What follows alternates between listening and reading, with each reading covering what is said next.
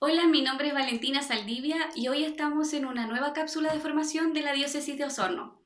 Hoy día vamos a hablar del Ministerio del Diaconado y de la figura de San Lorenzo. Es por eso que hoy día tenemos invitados a dos diáconos de nuestra diócesis, don Juan Carlos Cayún y don Carlos Barría. Don Juan Carlos, no sé si usted se puede presentar mejor para... ¿Sí? Bueno, mi nombre es Juan Carlos Cayún Weinpräger, siempre lo digo, es una fusión del apellido mapuche y alemán judío, bastante mestizo. Soy profesor de matemática, egresado de la Universidad de Chile hace mucho tiempo ya, 30 y tantos años, 36 años. Casado con Margarita González, 39 años de matrimonio, dos hijas y cuatro nietos. Siempre he vivido aquí en Osorno. Diácono de nuestra ciudad. Súper Sí. local. ¿Y usted, don Carlos? Hola, yo soy Carlos Sebastián Barría Licandeo. Llevo un tiempo prudente, se puede decir, en el camino del Señor. Ya llevo 12 años de diácono permanente. Pertenezco al sector de hojería, pero ahora estoy sirviendo en una comunidad muy especial y muy querida, que es la comunidad de San Leopoldo Mandix. Allá estoy dedicando mi pastoral, mi tiempo, y a la vez estoy viviendo allá en esa comunidad, la parroquia. Eso podría decir por ahora. ¿Sí? Bueno, este mes, el 10 de agosto específicamente, se celebra a San Lorenzo, patrono de los diáconos. Entonces, no sé si ustedes como diáconos me pueden contar más en torno a la figura de San Lorenzo, que tuvo una vida corta pero tan intensa a la vez. Sí, la verdad las cosas, la figura de San Lorenzo también es muy motivacional para nosotros. San Lorenzo muere en el año 257, ¿ya? Y es uno de los 7 diáconos, ¿cierto? Cuando dentro del origen de la iglesia, del origen del diaconado, ¿cierto? Aparece justamente la figura de Lorenzo y que se hace mártir justamente a corta edad.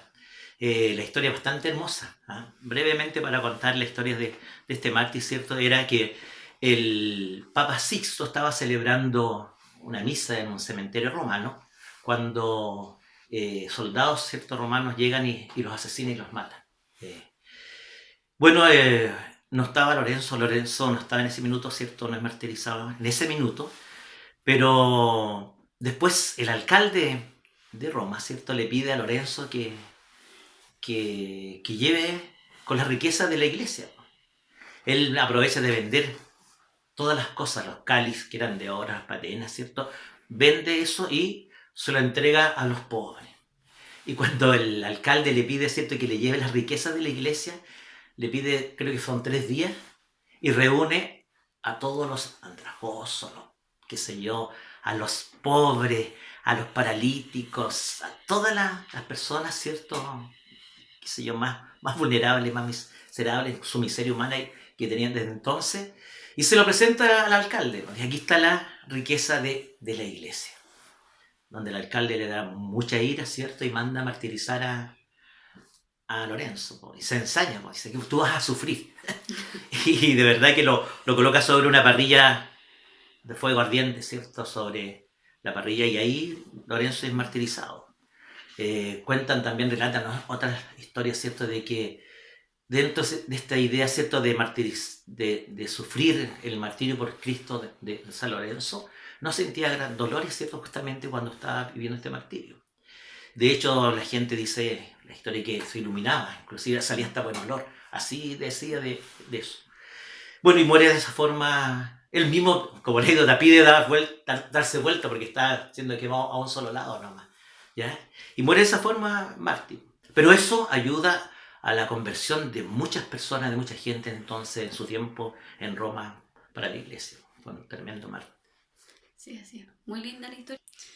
Ya desde el principio del cristianismo se habla de el origen del diaconado. ¿Usted nos puede contar, don Carlos, más sobre eso? Bueno, es cierto, el diaconado tiene su fundamento en la Sagrada Escritura, en los Hechos de los Apóstoles principalmente, donde ya los apóstoles ya nos dan abasto con tanta necesidad, aparte del sacramento, de acompañar a la familia, de todas las comunidades, necesitaban apoyo, porque las viudas y los necesitados estaban quedando de lado. Entonces se pidió que se podían ordenar 7 hombres de buena fe y de buena fama para que puedan ayudar y ser apoyo en este tiempo a los apóstoles. Y allí comenzó esta gran misión que se puede decir como fue el inicio del diaconado, porque ellos estaban al servicio de los necesitados, de las viudas y de los desamparados. Más o menos es el contexto. Pero también allí aparecen varios momentos en la Sagrada Escritura donde te dice que ya se cumplía la misión del diácono. Por ejemplo, Esteban, que después fue martirizado, él guiaba a las comunidades, acompañaba, se preocupaba de los pobres, pero también fue rechazado por otro círculo que no confiaba en él. Fue sacado de la ciudad, fue martirizado a piedra, ¿ya? Y ahí en otro momento igual se ve a Felipe que a través de la palabra, del ministerio de la palabra, fue educador, fue formando y también aparece como signo que bautiza al que educó a través de la Sagrada Escritura. Y más o menos eso es como un signo importante para nosotros para decir, no, si de aquel tiempo ya se ha manifestado el ministerio del diaconado. Desde los primeros tiempos del cristianismo. Entonces. Así es. Don Juan Carlos, desde el origen del diaconado han habido cambios hasta la actualidad. ¿Usted nos puede contar sobre esos cambios que han ido transcurriendo a lo largo de la historia con respecto al ministerio del diaconado? Bueno, como lo relataba, ¿cierto? Aquí mi hermano diácono Carlitos, ¿cierto? El origen lo encontramos, el fundamento lo encontramos, por supuesto, en la Biblia, ¿cierto? Pero el diaconado va tomando realmente un realce bastante grande en la historia, en el siglo, sobre todo en el siglo III, que casi estaban sobre los presbíteros, porque eran administrados en regiones. Entonces, frente a eso, ¿cierto? Se empiezan a producir algunos problemas, ¿cierto? Y que tienen que mejorar o clarificar. Y en el concilio de Nicea, ¿cierto? Aparece justamente ya dándole especialmente las funciones, ¿ya? Y también se dice en ese concilio de que el diácono está por debajo del sacerdocio, ¿ya? Entonces las funciones se van aclarando, ¿ya? Y es en el siglo también, bueno, y ahí como contábamos, ¿cierto? Que de verdad que el diaconado era el que administraba, especialmente era de verdad que una función muy, muy, muy fuerte y servía especialmente al lado del obispo, ¿ya? Muy, muy cerca, hoy día también es así, pero muy cercano al obispo. Pero es un poco, se empieza a clarificar más también en el siglo X, cuando dentro de la ordenación, ¿cierto? Y que pertenecía al clero, ¿cierto? Donde se entrega también el evangelio como signo, encargados también de la palabra. Entonces se empieza a vislumbrar un poco más cuál es la función del diácono, para dónde apunta. Lo decía también Carlitos, ¿cierto? Cuando en sus inicios, el preocuparse de las viudas, pero también de la palabra, de dar a conocer, ¿cierto?, la escritura a los demás. Entonces, pero se enfatiza ya en el siglo X, en la ordenación misma se pasa el evangelio a los diáconos. Bueno, pasa un tiempo, ¿cierto?, en que este ministerio se va olvidando, o sea, no se conoce. Y también nos pasa a nosotros. Se empieza a trabajar hasta el Concilio Vaticano II, donde aparece nuevamente, ¿cierto?, la idea de recuperar este ministerio. Pero si uno ve un poco la historia, antes de eso, ¿cierto?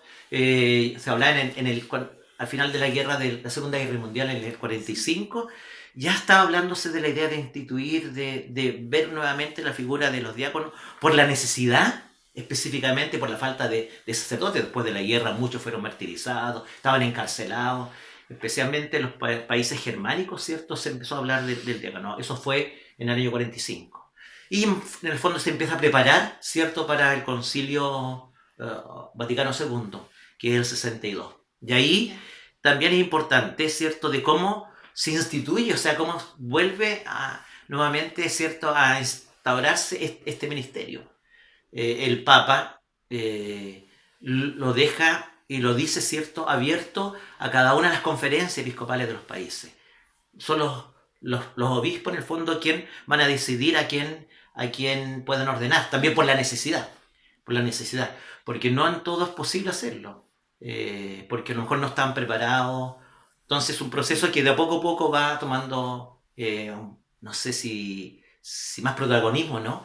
Ya. Pero para nosotros aquí, en Chile, personalmente, yo me acuerdo de los primeros diáconos con mi hermano diáconos que se ordenaron como en el año 90, 91. Antes de eso no aparecía la idea de los diáconos acá, aquí por lo menos en la zona La diócesis. en la diócesis. Ah, Así que eso es un poco lo que puedo conversar sobre los cambios.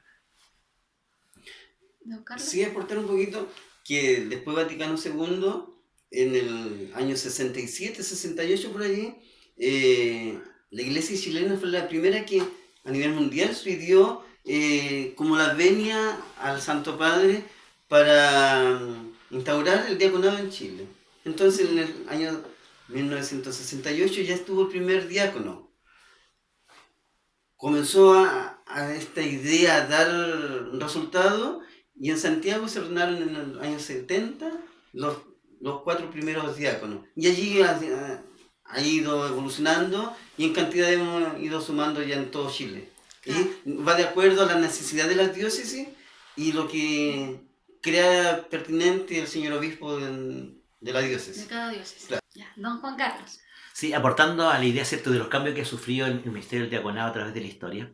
Fíjate, cuando se instaura el diaconado nuevamente en la iglesia, se está pensando en el apoyo, sobre todo en las localidades, latitudes, ¿cierto?, donde no hay sacerdotes. A lo mejor África, Asia, misma América Latina, pero resulta que es todo lo contrario. La mayor cantidad de diáconos, ¿cierto?, está en los países industrializados.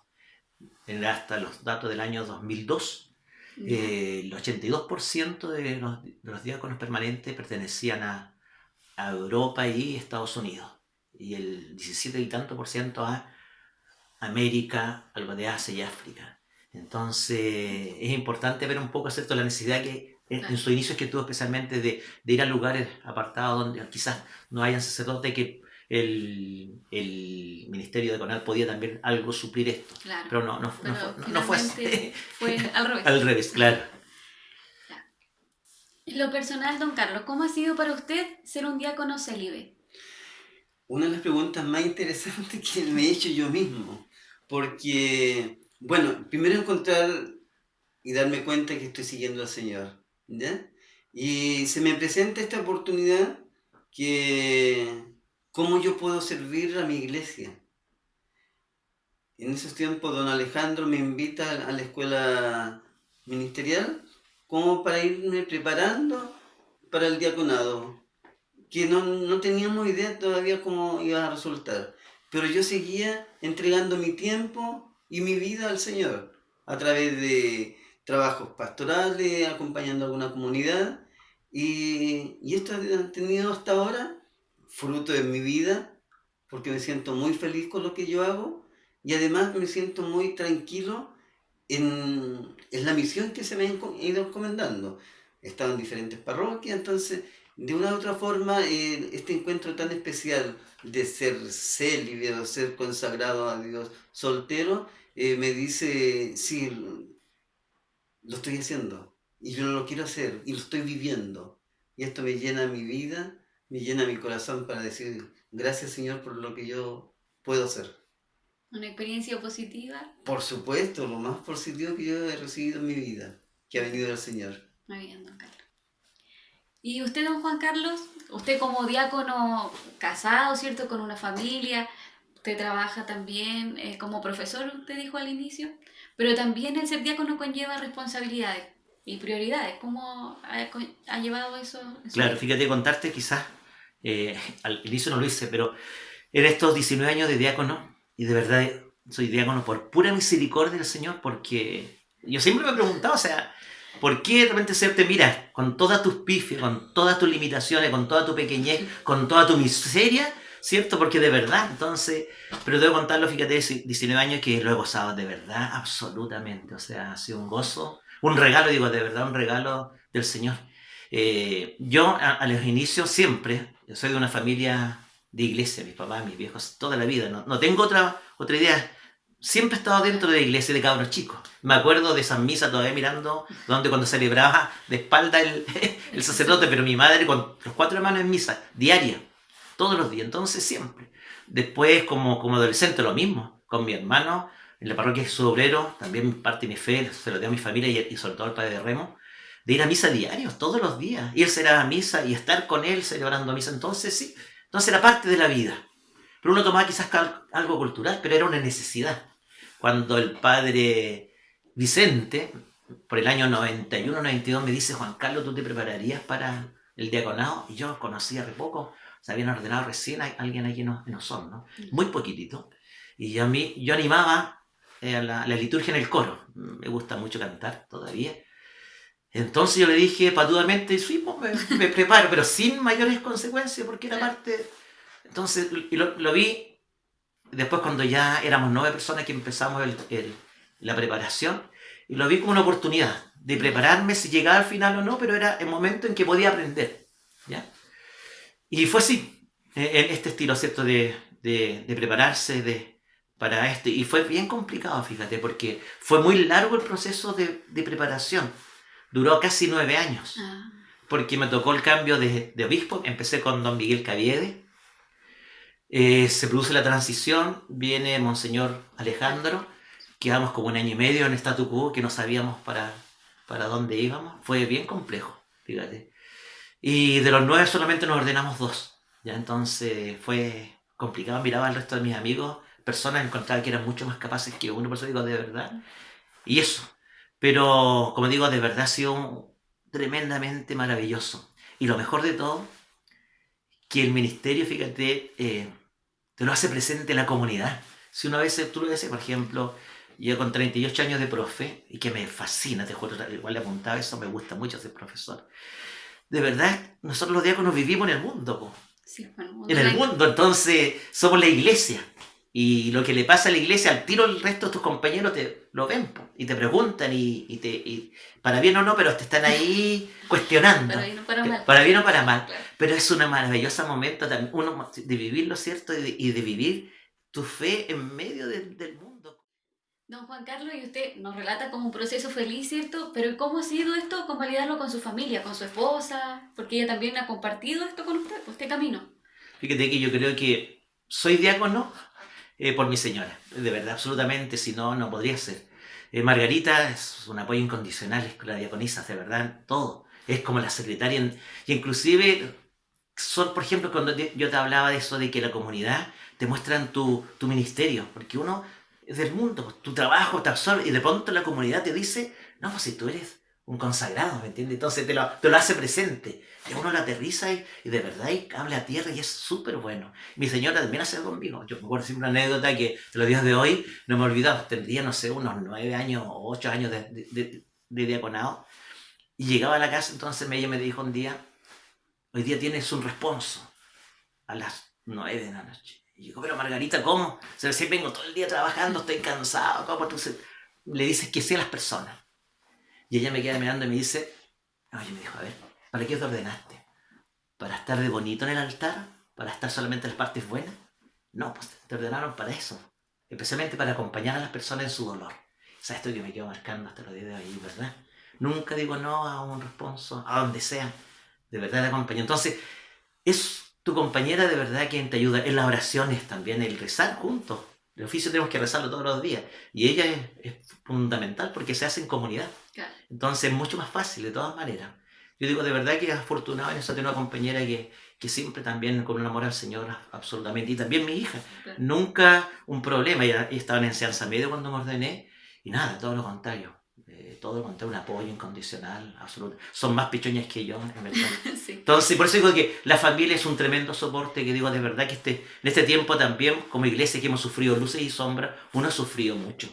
Y sufrimos tiempos también que nos lo pasamos también, es parte de la vida. Pero el Señor es el que nos anima, la comunidad, las personas. Fíjate, los fieles, esa comunidad es la que te apapacha y te anima, de verdad que ahí se ve el Espíritu del Señor. La fuerza de esta iglesia está en los feligreses, en el pueblo. Nosotros los consagrados a veces, ¿cierto? A veces no lo hacemos tan bien, pero son ellos quienes nos ayudan a que hagamos la vega, Dios, fíjate. Así es que como eso. una ventaja estar Sí, absolutamente. entre lo consagrado, pero también muy inmerso en el mundo laical. Fíjate que es una tremenda oportunidad. Yo creo que nosotros hacemos el nexo entre lo laico, ¿cierto?, con el clero. Y de verdad, porque la gente te tiene mucha confianza. Uno lo alegra porque te piden, te solicitan, yo quiero que usted me bautice, yo quiero, entonces te ven como su cercano, como uno de sus iguales, entonces tiene su ventaja. A veces causa un poco requemor porque si te toca un curita medio, medio que no le gusta mucho, entonces claro, causa algo, pero de verdad, entonces la gente, fíjate que a uno lo siente muy cercano, muy igual. Y eso es una tremenda ventaja, fíjate. Y uno se siente querido en su comunidad. Yo he tenido oportunidad de trabajar en Maximiliano Kolbe 8 años, donde vivo. ¿Ya? Yo cuando me ordené, la comunidad salió a recibirme, fue una cuestión muy maravillosa. O sea, la comunidad con su presidente de la junta de vecinos, entonces una cuestión que a mí... Y ahora llevo 11 años llevo en San José de ¿Y Franque. en esas dos comunidades Solamente en esas dos. ha servido? Pero ha sido maravilloso. Hoy día el trabajo en la comunidad de Franque igual, muy popular, muy buena la gente. Acompaño unos grupos de jóvenes que ustedes los conocen, los jóvenes de frontera, Sí. por muchos años con ellos, pero de verdad que es maravilloso. Sí, se nota que usted disfruta mucho con Así sus jóvenes sin así que ahí estamos, ¿no? ¿Verdad? Entonces, como digo, por pura misericordia del Señor, uno está en este ministerio, nada más que por eso, ¿cierto? Pero también agradecido de toda la comunidad que a uno lo apapacha y también te hace ver tu ministerio, lo hace visible. Don Carlos, ¿y usted dónde ha estado en la diócesis de Osorno? ¿O dónde se ha desarrollado como diácono? Bueno, yo como diácono lo he vivido en la parroquia El Buen Pastor, una comunidad muy especial, bonita. Con el Padre Vicente estuve bastante tiempo y me ayudó como experiencia para fortalecer mi misión como diácono, porque no solamente estaba para acompañar en el altar, para servirle al sacerdote como corresponde, sino que era de visitar los hogares más humildes, era de preocuparme de los responsos, era de preocuparme de los bautizos y de las liturgias. Y me tocaba constantemente también hacer las prédicas. Entonces fue en cabalidad mi desempeño en ovejería con el Padre Vicente. Y la gente se iba agradecida. Me buscaba para una y otra cosa. Entonces el tiempo como que se me hacía un poquito escaso. Porque aquel tiempo yo estaba dedicado a la parroquia. ¿Ya? Ya. Pero después, con el correr de los tiempos, acompañé al Padre Cristian Mauricio, que estuvo en ovejería. Y ahora, con la llegada de Monseñor Jorge, me pidió colaboración en la parroquia San Leopoldo Mandi. Ya. Allá estoy de diciembre, llegamos con el Padre Felipe, y para poder llevar esta comunidad que la asumía totalmente como diocesana. Ya dejaron de acompañarnos los hermanos capuchinos, entonces nosotros llegamos. Y una de las primeras cosas que nos fortalecimos y nos fuimos apoyando fue en el comedor Mateo 25, que es el fuerte de esa comunidad, que últimamente, bueno, cuando llegamos no había nada todavía, y en marzo quisimos comenzar, pero se presentó esto de la pandemia, entonces tuvimos 2 semanas con las voluntarias, pero lógicamente que este trabajo ellas no lo tuvieron que dejar por su salud y Claro. por el bienestar de ellos, pero vimos la necesidad de la gente, de los que iban por su almuerzo, quién lo alimentaba. Y allí aparece lo que nos invita el Señor, ustedes alimentenlo. Entonces con el Padre Felipe colocándonos delantal y sombrero y todo eso lo implemento y comenzamos a cocinar. Tuvimos 2 semanas cocinando, que como experiencia muy buena, a pesar que no teníamos la experiencia de cocinar Para tantas personas. para tantas personas, 40, 50 personas.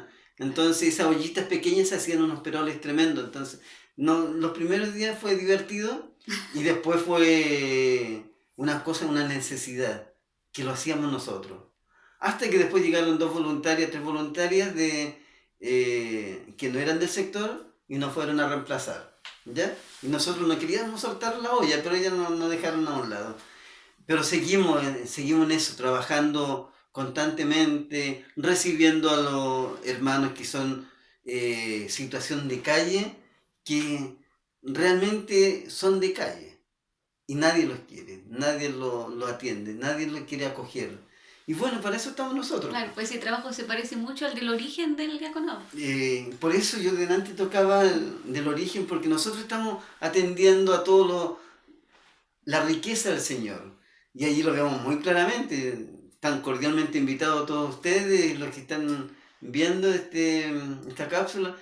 Es una maravilla cómo tú puedes ir entregando de tu tiempo, de tu espacio, de tus cosas hacia la gente que más necesita.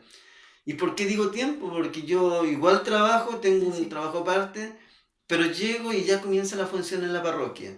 A veces hasta tarde. Y como yo trabajo por turno, a veces vengo desesperado como para poder ayudar un poquito. Entonces, una constante de seguir ayudando y viendo al más necesitado. Y por lo mismo, esto me llena. Y siempre andamos buscando en qué podemos ir ayudando. Con el Padre Felipe hemos hecho una excelente dupla de apoyo y trabajamos codo a codo por los más necesitados. Bueno, vamos a preguntarle por la formación, porque ustedes suponemos que están en constante formación para ejercer su ministerio. Claro que sí. Entonces, no sé si nos pueden contar acerca de eso. Bueno, es cierto, existía una escuela ministerial que hoy día está en statu quo, donde todavía creo que hay personas interesadas en que esta escuela se pueda abrir, pero por lo general, ¿cierto? Los diáconos estudiamos mínimo 3 años, Ya. ¿cierto? En este proceso. Algunos más no, pero son 3 años de estudio que hacemos. Y después de ordenarnos, tenemos que seguir estudiando, preparándonos, ya sea, ¿cierto?, en forma personal, que es importante hacerlo, pero también es bueno hacerlo en comunidad, ¿ya? Y hoy día también nuestro asesor, el padre Juan Valdés, ¿cierto?, es el que nos está apoyando bastante en esto, ¿cierto?, con muy buen material para esto, y nos encontramos cada 15 días. Eso es lo que estamos viviendo, especialmente en este tiempo de pandemia, porque en un tiempo normal nos reunimos una vez al mes, ¿ya? Es donde un encuentro, y este encuentro también es, aparte de que bueno que nos encontremos, ¿cierto?, pero aparte de eso también es de formación, ¿ya? Pero en este tiempo tan especial lo hemos hecho a través de los medios de Zoom, ¿cierto? Pero cada 15 días, pero también es un momento enriquecedor, de todas maneras. Claro. Es un poco, a grandes rasgos, el proceso, cómo se vive la formación dentro del diaconado. Claro. Es interesante también esta formación que vamos recibiendo, porque con la llegada de Monseñor Jorge, igual me hizo la invitación a que la formación la tuviéramos con sus señoras. Así. Ya. Entonces, las señoras están así como un poquito de lado. Y ahora cada hermano llega en lo posible con su señora a este encuentro de formación, de compartir experiencias. Entonces, ayuda mucho, enriquece mucho y te da más fuerza para seguir adelante. Claro, entonces son nuevas formas. Sí. Por supuesto. Sí. Bueno, usted me hablaba de la escuela de diaconado que en este momento no estaba funcionando, claro. Pero ¿creen que es una necesidad para la diócesis local, para nuestra diócesis, seguir formando diáconos? Por necesidad, estoy convencido que es necesario y urge, porque nuestros diáconos en este momento están en una barrera de edad, están bien pasados los 65, 70 años. Entonces vamos a tener que tener un recambio y urgente, porque por la salud, por condiciones de movilizarse, ya se está haciendo difícil para algunos. Entonces, y hay mucha gente que quiere servir. Claro, como decía don Juan Carlos, la preparación también tiene un tiempo... Claro que sí, un tiempo prolongado para algunos, sí, otro un poquito más corto, pero hay un tiempo necesario como para ir preparándose. Y normalmente, o cuando nosotros no estudiamos, fue un equipo de la diócesis que fue formándonos, diferentes profesores, diferentes temáticas, entonces eso igual requiere un tiempo de preparación. Claro. Lo que dice, ¿cierto?, nuestro hermano diácono Carlito, ¿cierto? O sea, los profesores nacen de aquí, de los mismos sacerdotes, inclusive algunos diáconos. Yo he tenido la oportunidad de ayudar también en la formación. Pero fíjate, cuando hablas de la necesidad, uno escucha también a hombres, ¿cierto?, comprometidos dentro de nuestras comunidades que miran y preguntan, oye, ¿qué hay que hacer para ser diácono? Entonces uno lo encamina, lo aconseja, y tú lo ves bastante interesado en querer servir. Fíjate, y eso es bueno porque significa que hay vocación, pero hoy día falta darle un poco de estructura. Bueno, lo que estamos viviendo es un poco complicado, pero yo creo que el futuro va a volverse a abrir. Es una necesidad y yo creo que es la mejor forma también de poder llegar a atender a mayor cantidad de personas, porque hay localidades de verdad que no tenemos mucha presencia. Y por falta de sacerdote, entonces podría alguno de nosotros, ¿cierto?, poder cumplir a lo mejor para acompañar comunidades y grandes. ¿No? Yo se me ocurren algunos sectores aquí en nuestra provincia que están solos y donde lamentablemente o buenamente, mejor que sean atendidos, los hermanos evangélicos han llegado muy fuerte porque no estamos. Claro. No estamos. Sí. Entonces, yo creo que es una necesidad absoluta. Y vemos lamentablemente que no hay mucha vocación al sacerdocio. Y eso es peligroso, nos asusta. ¿Cierto? Porque nosotros no podemos reemplazar al sacerdote. Claro, porque No vamos a reemplazar, nunca vamos a reemplazar al sacerdote. Y hoy día corre el riesgo, un poco, los riesgos son eso, en que muchas personas lo ven como un sacerdote, ¿ya? Y de hecho, así a Carlos también, cuando uno termina de hacer un bautismo, por más que tú insistes que eres un diácono permanente, eres casado y tienes señora, termina la celebración, chao padrecito, y no hay caso. Y después te ven, ahí está el padre. Y siguen en ese sentido. Entonces, claro, hay que tener cuidado, ¿cierto? En que yo pienso nosotros mismos diferenciarnos de que no somos sacerdotes, para no confundir también a la comunidad. Pero Claro. sí, yo creo que es interesante porque dentro también, ¿cierto?, de la función es presidir el culto, cuando no está el sacerdote. Y eso hay muchos, como digo, insisto, muchas localidades que no hay.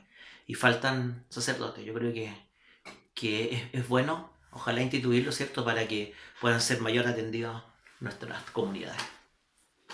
Don Carlos, ¿le gustaría dar unas palabras finales para despedirse de esta cápsula? Sí, por supuesto. Primero, dar gracias a esta invitación que nos ayuda mucho como diócesis, como agentes pastorales, como todo el que necesite de algo que nos diga tú puedes, que tú crees en Dios y que nosotros podemos ayudar con una pincelada en lo que se está haciendo. Quiero dar las gracias infinita a mi diócesis, a mi iglesia, por todo lo que yo estoy viviendo como diácono. Y una invitación que muchos lo pueden hacer. Hubo un pastor que me ha ayudado mucho en este camino, el padre Paulo Becker del Verbo Divino, que estuvo muchos años y me ayudó, me enseñó y cómo podíamos enfrentarnos con las necesidades de los demás, con los pobres. Él trabajaba con gente de campamento, trabajaba en un comedor abierto y yo creo que esa experiencia me ha tocado profundamente. ¿Cómo no ver el trabajo social que ha hecho el padre Pedro, el padre Vicente, que de algo nos va inspirando a cada uno de nosotros en nuestra propia historia? Y así podemos ir viendo mucha gente que va apoyando a los demás, que va acompañando. ¿Y por qué uno no lo puede hacer? Yo por eso me siento orgulloso, contento, sin mirar en menos el trabajo de los demás, pero esos son ejemplos de vida, de experiencia que me dicen, Carlos, sigue adelante. Ama tu ministerio, ama tus comunidades, así como las tengo tan presentes. En comunidades que he pasado, les tengo presentes en el corazón, en la mente y siempre en mi oración. Muchas gracias, don Carlos. Don Juan Carlos, ¿le gustaría despedirse? Sí, bueno, como decía el hermano diácono Carlito, ¿cierto? Agradecer al equipo de formación permanente de la diócesis por la invitación a esta cápsula. Y la verdad las cosas, cuando uno habla del ministerio diaconal, lo que uno ha vivido, y lo vuelvo a decir, es, somos diáconos, soy diácono exclusivamente por pura misericordia del Señor. Pero lo hermoso de vivir este ministerio es que uno lo encuentra y lo vive con la comunidad. Lo decía Carlito, tenemos nosotros personas, ¿cierto?, sacerdotes de nuestra diócesis que han marcado una hermosa senda dentro de esta comunidad, con el servicio especialmente a los más necesitados, a los más vulnerables. Y ahí también está nuestra función. Hoy día necesitamos llegar a las personas, a la gente. Es como ese encuentro que hizo el Señor con la samaritana, para llevarle esa buena noticia a tantos hoy día que están desolados, solos, tristes. Y es nosotros, nuestro ministerio, los hombres del mundo que estamos ahí codo a codo con nuestros compañeros de trabajo, que en el día a día, ¿cierto?, somos también responsables, ¿cierto?, y tenemos una tremenda misión de llevar esta buena noticia a estas comunidades, esta agua viva para que no vuelvan a tener sed, darle esperanza. Y eso es Este es un ministerio maravilloso. Yo sigo dándole gracias a Dios primeramente por este ministerio. Me siento tremendamente regaloneado por el Señor, a pesar de las luces y sombras que uno puede tener en su vida y también como iglesia que hemos sufrido terriblemente estos últimos años. Pero también han metido las patas personas con nombre y apellido. La iglesia es santa. Es santa, es pecadora porque somos nosotros los pecadores y pertenecemos a ella. Pero esta iglesia es santa, es fundada por Jesucristo, ¿cierto? Y Él nos anima. Por esa razón invito 6 hombres por ahí, ¿cierto?, que quieran dedicar su vida al Señor, a este ministerio. Es un hermoso ministerio entregado al servicio de esta iglesia que camina con el hombre, con el trabajador, con tu compañero de trabajo que camina junto a él y que puede acompañar y que es luz de esperanza, con todas nuestras limitaciones, absolutamente todas nuestras limitaciones. Un saludo grande a esta comunidad, a esta diócesis de Osorno, ¿cierto? Y a tener fe y esperanza en este Señor de la vida. Muchas gracias.